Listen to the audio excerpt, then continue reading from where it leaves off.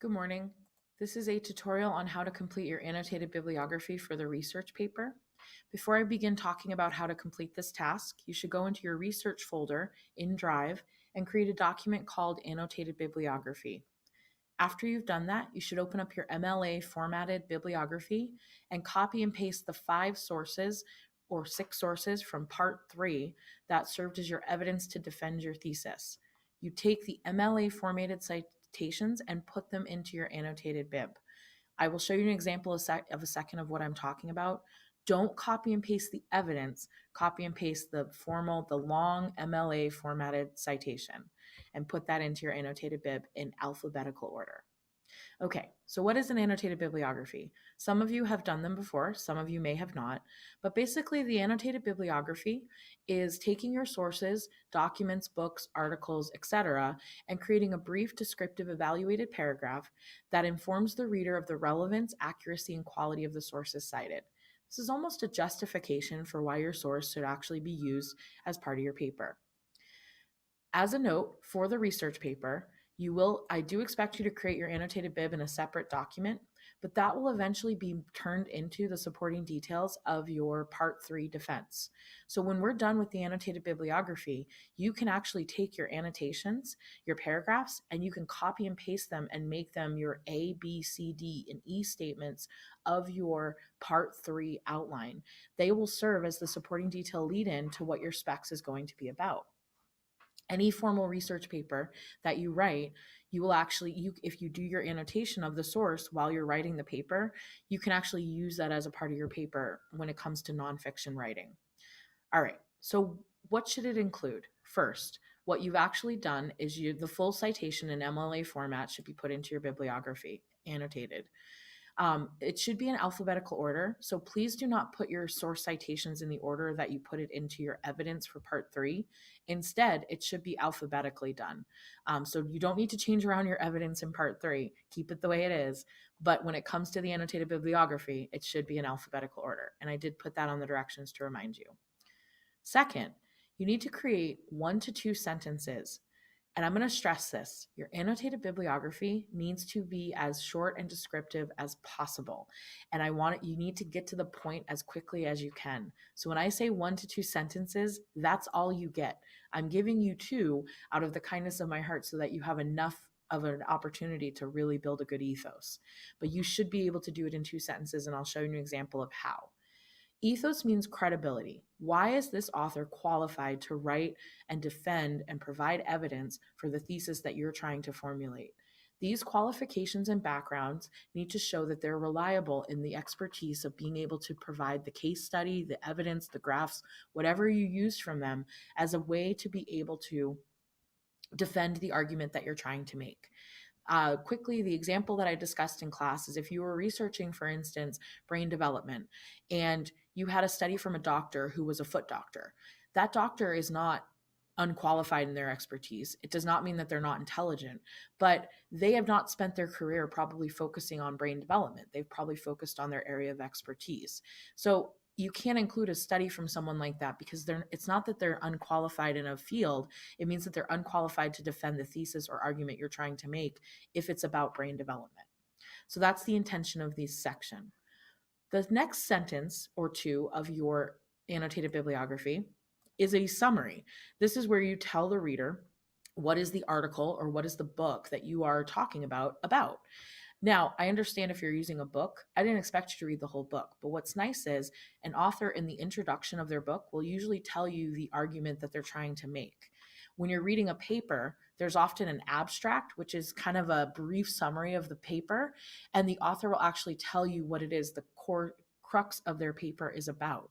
Now, if you take a direct quote as part of your summary, you do need to put the page number of where you got that from the article. And I'll talk about that more in class if you decide to use a direct quote.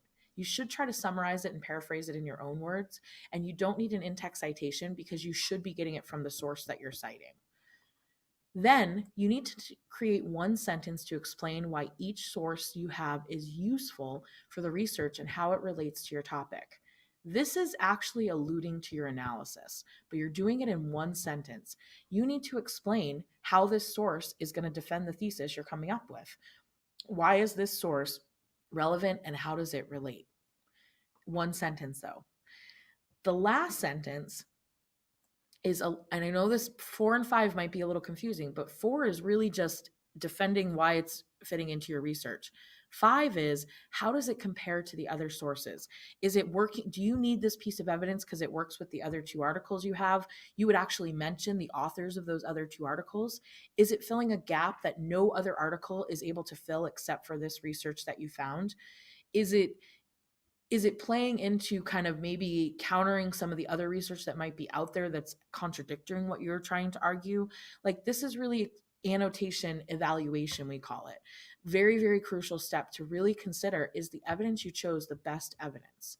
Now, one of the things of a good researcher is, as you do this step, if you're finding that one of the pieces of evidence you found is not good and it's not actually working, you can change, and I will not take points off of the research notes that I've already graded. So you can actually say, you know what, this source does not work well. I'm going to go out and find a better source and annotate that instead. Write me a little note, and that actually won't upset me, because a good researcher constantly evolves in what they're doing, especially as you're trying to create a product that fully fleshes out whatever your thesis is trying to prove. Okay, so that's the standard of what it should include, and now I would like to show you a model.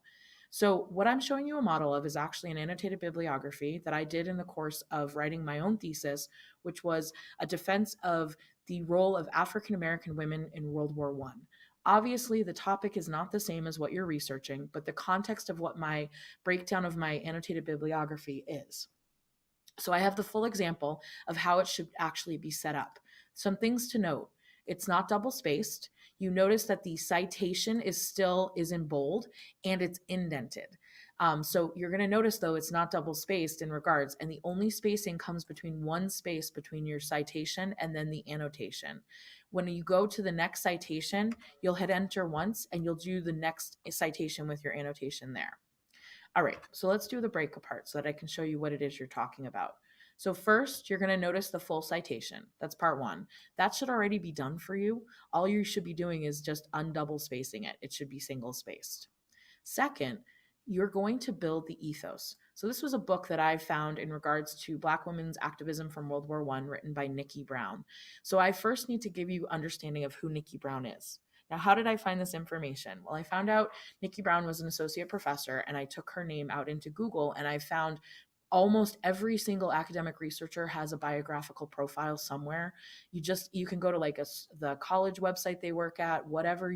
If it's an author of a book, they'll have a bio in the back. That's where you pull this information from. You do not need an in-text citation, because you are actually creating a bio for a person that you're looking at in regards to the book or article, and usually they'll pull their name from there, and you don't need to cite like a college website. Now, I did say if your article has 10 authors, I would like ethos for at least 2. So this is the exception where I'm allowing you to do 4 sentences for ethos as opposed to 2. For this book, though, it was a single author, and her name was Nikki Brown. So my first sentence, I tell you where she's at now. I say Nikki Brown is an associate professor of history and director of undergraduate studies at the University of New Orleans. That's giving you ethos of the moment. Like, where is she now? What is she doing? That makes her credible. Then the second sentence, if you want to create 2, is I tell you what brought her to the point of being an expert in this field. So I say she earned her doctorate of history from Yale University in 2001 and has spent her career researching the social, economic, and political experiences of African American women in the United States, particularly in the first half of the 20th century. What I did is, when I went to her bio site, it actually talked about some books that she wrote, and I kind of melded that together in one sentence. I don't need to mention every single thing she's done in her career. I can sum it up in saying, like, she got a doctorate in history and she's spent her time writing articles and books in regards to this topic that I'm focusing on for my thesis. So that's credibility.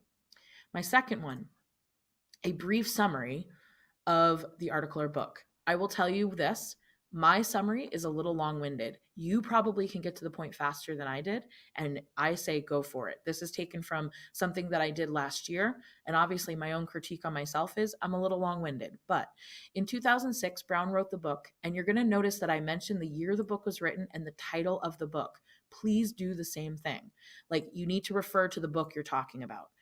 Um, wrote the book which works to add a layer to the understanding of the role, actions, and impacts of Black women on the World War I effort as they worked in correlation with white women to gain greater equality in society due to their increased effort to help the American government win the war. This alludes to what my thesis is about. I understand you don't have my thesis. But what I'm doing here is I'm telling you what the book is about. The other thing I say is through the book, Brown asserts that in the face of prejudice and discrimination, Black women volunteered as nurses, served as civic leaders to promote the war, worked in manufacturing jobs, and organized community efforts to help the cause of war. So I've given you the assertion of what the paper's about in 2 sentences. One, that the book is trying to place women alongside white women, Black women alongside white women in their efforts and support in World War I, and also how they really were helping to increase the effort of the government in order to help win the war. So that tells you what the book's about, which is part 3. Part 4, 1 sentence. This is where I'm explaining to you why this source is essential for my research. So Brown's research provides important historical support that provides crucial details about the actions, impacts, and roles of Black women during eras such as World War I, which is important to support the conjectures made in the thesis. I would say I might take the word provides, almost wordsmithing myself again. I have provides in here that supports maybe instead, but whatever. I get to the point by saying that her book is going to explain that African American women played a role in the war, and this is how it's going to fit into my thesis. This is why I'm using it for my thesis. Now, I know you don't have my thesis, but it should still I almost am alluding to what I'm arguing here, so you can see it in this 1 sentence. Then the final statement is a comparison to other sources to either show similarities or differences in how it fits in with the other research. So I have a couple other articles and books written by scholars. Lentz Smith and Plasta were 2 other sources from my annotated bib. And I said also the research in correlation, I actually recognize some other sources, provides a historical narrative that both highlights the topic of race to add an important layer to already existing research that works to place African American women as influential figures in history. So I'm telling my reader that this source is going to be similar to other sources. I needed like 40 sources to back up what I was saying. So this was like, I found multiple researchers that are highlighting that we need to focus on more layers of who helps out during warfare. And so this piece places African American women in the role of history as important figures, and other authors, Lentz Smith and Plasta, did the same thing. So this book was helping to fuel up other sources that I was using. So it wasn't like one book said this and then I didn't find it anywhere else. So I hope this helps. I know this is a little long-winded, but I wanted to break apart exactly how to set this up. You don't need to watch the whole tutorial through if you don't want to. There's a particular section that you're struggling with. Please reach out with a question, a very direct question though. Instead of like, I don't get how to do this, tell me what part you don't get how to do. Tell me where you're struggling specifically and make the attempt to try it. If you need to fix it, you can fix it. That's why we're taking this paper step by step over the course of many weeks. Okay. I hope this helps. Once again, the front page I will be giving you this document in class. It tells you what it should include. And the second one is the model and the break apart of each section that you're looking at. Good luck, and let me know if you have any questions.